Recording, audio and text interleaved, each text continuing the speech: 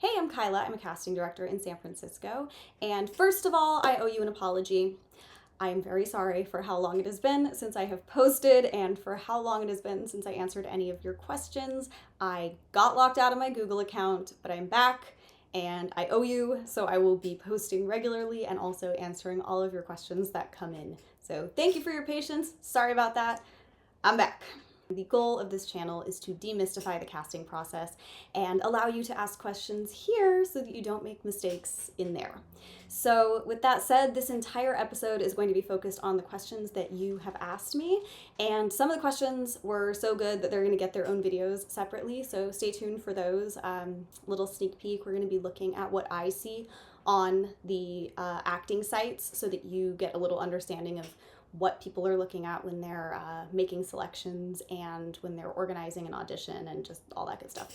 But anyway, that's for down the road. Let's get into your questions here. First question I saw was, when you get a self-tape request, does that mean that we have already vetted your profile, or does that just basically mean that you were submitted and that then we will see your profile? It's a very good question. So if we have a closed audition, which is like 95% of the time what we are doing, the way that works is we send out a request to reps for specific actors that fit specific demographics. Sometimes we will also request an actor by name saying, hey, can you throw so-and-so in the mix? We know they'd be great at this.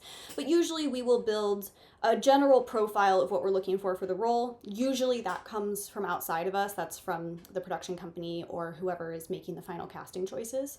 So we will build those demographics, we will build those roles, and then we will submit it to the reps who we trust. Those reps will then send in actors that they feel would be a good fit. Now, some reps have kind of a gunshot approach to, or a buckshot approach to casting, where they will just send everybody who might be in the age range and just kind of hope for the best, or, you know, all of their female talent or whatever. So they might just send a huge variety, whereas other agents are much more targeted and specific. They'll send 5 actors per role. Neither is explicitly wrong. What I will say is generally I trust that the agents who have submitted just 5 actors really do feel that those actors would be good for the role. So I tend to do a little less investigation through the actor's profile. However, if you're from one of the agents who, you know, submitted 50 actors for one role, there is a little more vetting that goes through that process. And obviously we're not going to pick all of their actors. So while the 5 actor agent might have 100% of their submitted actors called in, the 50 actor agent, you know, it might only be 10%. It just depends. So let's say that you are represented by the 50 actor agent. What we would do generally is do a quick click through to your profile. I always take a quick look at training. I also look at special skills if there are any skills that are needed for the role. And I also love to see if you have any clips on there. That's generally a really good way to just boost your visibility a little bit for us, because I want to see that you are comfortable in front of a camera. I want to just see that you have a little bit of experience. If you are an actor who is starting out who has absolutely no experience, it's not the end of the world. What you can do to kind of put yourself up there is if you record a very well done tape in your house, at the very least we would be able to see how you act and how you behave on camera and if you're comfortable on camera. And so you could bypass those initial stages of not having any footage or having very few photos by having a very good quality recording of yourself that I could play through and just watch your work. So that's kind of what we do. We also, you know, we're obviously going to take your headshots into account. So I like also to look at your videos to make sure that you actually look like your headshots. And if I see a huge disconnect between the videos and the headshots, sometimes we'll send your agent a message and say, like, which version of this person am I getting? So make sure your headshots look like you so we don't have to do some mental gymnastics. And for the headshots, we're usually just looking, honestly, to see if it feels like you could do what we need for the role. So, you know, if it's something as simple as a commercial, it's like, do you look friendly, if that's the call? You know, if it's something a little more extreme, the headshot does a lot of work in getting us initially interested in you, but the truth is your training and your skills are going to be the things that are going to back you up there. And I will say it probably in every single video, but I'll reiterate it again. Make sure your headshot looks like you, please, please. Because otherwise we send it to your agent after the fact and say, who is this person? So make it look like you. So yes, we go through that whole process before you get called in. Then we respond to the agents with a list of the people we want to see. Through our system, it's automated. So once we make our selects and put you on the schedule, the notice will automatically be sent to your agents, and then your agents will send the audition to you. And oftentimes they'll include a little note or a little something that might be important to go along with it. So all of that gets sent to your agents. That's when you get your audition. If we're doing an open call, which we really don't do, but some jobs will do this, sometimes they will ask for a tape up front, basically, so they won't even, vet your profile. I will just say that's very rare, like 95% of the time. If you get an audition, there was some level of vetting, or at the very least eyeballs on your talent profile. So great question. We have seen you and we picked you to some extent. So that's why every time you get an audition, I really hope you remember that it's a big win. It means that you were selected over other people. It means that whatever you were presenting on your profile worked well enough that we think you're a good fit for this. So it's a good thing. And be sure to take that win as it comes, because it can be very easy to get demoralized in this whole process. So when you get an audition, you have already won in a lot of ways. And hopefully it goes up from there. What is the latest that I've ever seen talent booked for a major worldwide commercial? Are they sometimes not confirmed until the very last minute? Yes. Yes. Yes. We tried to commit actors to the job as soon as possible, especially if it's a SAG job, because we have to do cast clearances. And if there's anything wrong with the cast clearance, we would like to know that sooner rather than later, so that you will have a chance to fix it with SAG, meaning if you haven't paid your dues or something like that. But yes, we have seen major commercials cast at least within 24 hours.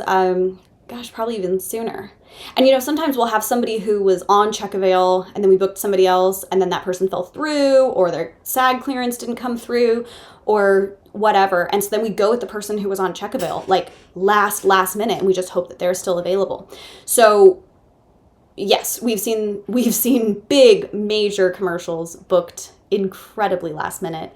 And we've seen the opposite, where we lock down a big major campaign a month before. That's a lot, 3 weeks before. But yeah, it can absolutely be booked super close to the date. So keep your availability updated with your agent at all times, because if we did need to move on you fast, it would be really great to know that you were available. Because when we are moving that fast, we definitely don't give actors, as long to get back to us. It's like, if we don't hear from you, we got to move on to the next one because we need to get somebody on set. So just, it can be very helpful. Lots of actors like to keep a calendar just of when the potential shoot dates for different roles are.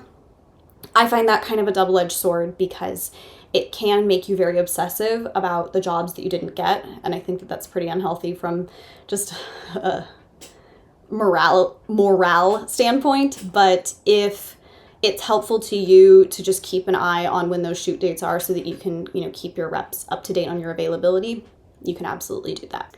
Okay, next question is, could you give us some examples of how many auditions you may send out and for what types of projects? Yes, so we send out auditions for every single job that we cast, including if it is a print job, for a couple of reasons. First of all, when it is a print job, you're still going to have to be on set, you're still going to have to be moving around, you're still going to have to be interacting with people. And so we like to see that you are able to deliver a range of things that was asked for. So, if you need to be holding a tablet and taking a note, we'd like to see a version where you're thoughtful, and a version where you're excited, and a version where you're stressed, whatever. We'll ask for different takes of it, and we like to see it as a video. The second reason is we ask for a custom video so we can see what you look like. Other times we've had people submit photos of themselves that, again, are not accurate to what we get on the day. So if we ask for a video and we give specific directions, part of it is just to make sure that we know what you look like. So yes, we will send out an audition for everything. Oftentimes, if it's a commercial, there are times where we will send out one blanket audition that would apply to several roles. Whereas if it's for a theatrical, you would have sides and you would be doing something that's much more specific to each individual role. And there's kind of a whole spectrum in between that. So it's really going to depend on what the call is, what the needs on set are, and any other logistics that might factor into what you would need to do. What type of projects would request more auditions? So the further rounds, meaning where you get callbacks and then you get a second callback and producer sessions and all of that, those come with either larger scale projects or larger scale roles. So for the most part, if you're doing a commercial, you're looking at one callback if it's, a national, maybe two if they're trying to kind of mix and match people or you have a special skill or something like that. The truth is commercials, you really don't need a ton of time. If you're doing something for television, it is very common to do a self-tape initially and then to do an in-person session after the fact if you're looking at like a co-star or a guest star. And then as you get into larger roles, meaning that you're higher up on the billing for a TV show or for a film, it is very common that you would do multiple rounds of auditions. So often still the first is a self-tape, and then every round that you do subsequently generally involves people who are a little higher up in the decision-making process. Casting's role in all of that basically is to find you in the first place and facilitate your availability throughout and be sure that we've communicated any updates that need to happen. And then often we will provide directions that might be helpful for your self-tapes or anything that would be good to know before you come in for an in-person session. We kind of try to pepper in any other knowledge that could be helpful to you to make sure that you do as well as you possibly could. And yeah, the last bit of your question here, you said, I'm non-union, so these are most of the film and TV opportunities, but you do get both SAG and non-union commercial auditions. Yeah, so the difference I kind of outlined is basically the biggest difference that you'll see in terms of duration of the audition process. Commercials, industrials, prints, they move a lot faster. They could cast you from just one single session, which could be a self-tape. They could cast you from two. But generally by three, I really can't imagine them needing more than that. For film and TV, you can go, again, from one, they could book you off a tape, all the way up to a Marvel movie has 7 rounds of auditions. So I've heard. I have never cast a Marvel movie. But yeah, a big movie can have a ton of rounds and it can take place over the course of months, whereas generally a day player role or something that's a little smaller would be done in a couple weeks max. Okay, thank you so much for your questions. Please, if you have more, drop them in the comments. Keep them coming. I love answering them, and I promise you I will actually continue to post now that I know how to log in. So please feel free to send me any questions that come up, and I look forward to seeing you for the next one. Bye.